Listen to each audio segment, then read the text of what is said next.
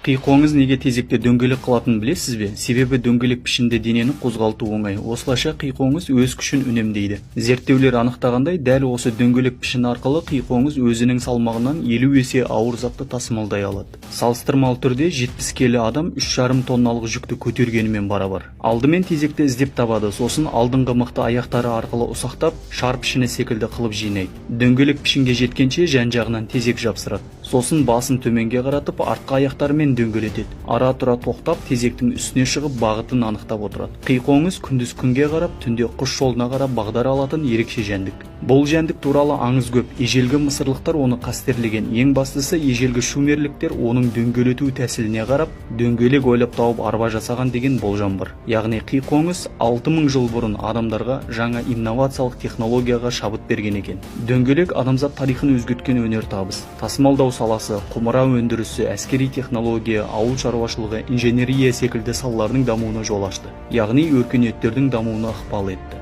Тіпті қиқоңыз секілді кішкентай жәндіктің өзі адамзатқа ұлы өнертабыстарды ашуға шабыт бере алады. Табиғаттағы қарапайым құбылыстарды бақылау арқылы ұлы идеялар туады.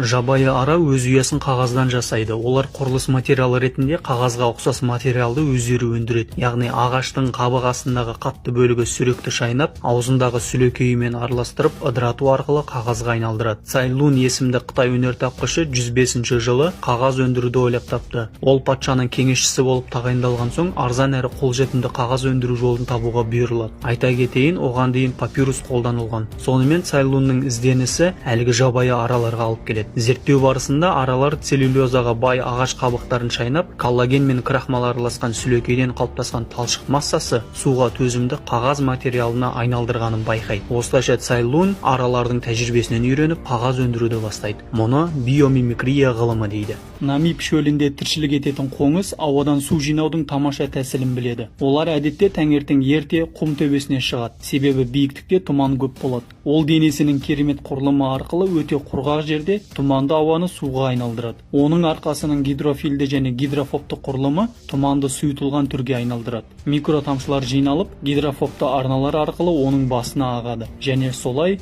ол шөлін қандырады. Денесіне жеткілікті микротамшылар жиналғанда, артқы аяғын биік көтеріп, судың басына қарай ағуына жағдай жасайды. Яғни, қоңыз гравитациядан хабар бар деген сөз. Намиб қоңызы ғалымдардың назарына ілікті. Оның сауытының құрылымына ұқсас технология жаратып, су тапшы жерлердегі су мәселесін шешудің жолдары қарастырылып жатыр. Шөлдегі ыстық ауа мен мұхиттан келген салқын ауа араласқан кезде қалың тұман пайда болады. Міне сол тұманды ішуге жарамды суға айналдыруға болады. Ол үшін қоңыздың тәжірибесі бізге үлгі болады.